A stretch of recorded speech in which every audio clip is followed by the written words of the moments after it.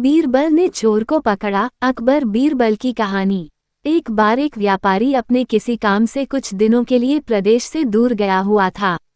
जब वह अपना काम खत्म करके घर पहुंचा तो देखता है कि उसकी पूरी तिजोरी खाली है। उसकी मेहनत की सारी कमाई चोरी हो चुकी है।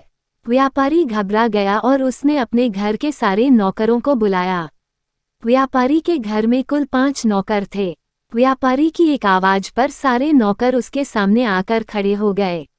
व्यापारी ने उनसे पूछा, तुम लोगों के होते हुए घर में इतनी बड़ी चोरी कैसे हो गई? जब चोर आकर मेरी पूरी तिजोरी साफ कर गया, उस समय कहाँ थे सब के सब? एक नौकर ने जवाब दिया, हमें नहीं पता ये चोरी कब हुई मालिक। हम सो रहे थे। उसकी यह बात सुनकर व्यापारी गुस्से से आग बबूला हो उठा और बोला, मुझे तो लगता है कि तुम 5 में से किसी एक ने ही चोरी की है। तुम्हारा हिसाब अब बादशाह अकबर ही करेंगे। ये कहता हुआ वो महल की ओर चल पड़ा। बादशाह अकबर अपने दरबार में बैठकर जनता की समस्या सुन रहे थे कि तभी व्यापारी वहां पहुंच गया। व्यापारी ने कहा, न्याय हुजूर, न्याय, मेरी समस्या को दूर करें। बादशाह ने पूछा, क्या हुआ? कौन हो तुम और क्या है तुम्हारी समस्या? व्यापारी बोला, मैं आप ही के राज्य में रहने वाला एक व्यापारी हूँ महाराज। एक जरूरी काम से कुछ दिनों के लिए प्रदेश से बाहर गया था। जब वापस आया तो मेरी सारी तिजोरी लुट चुकी थी।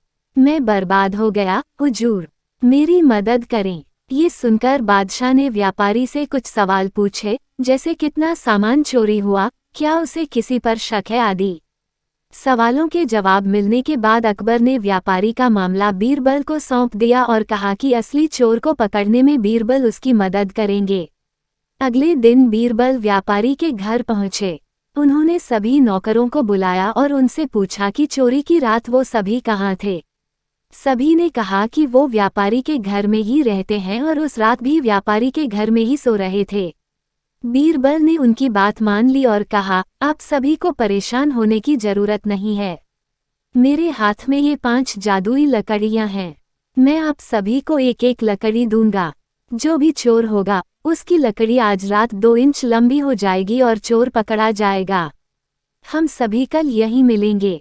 ये कह बीरबल ने सबसे हाथ में एक एक लकड़ी पकड़ाए और वहां से चले गए।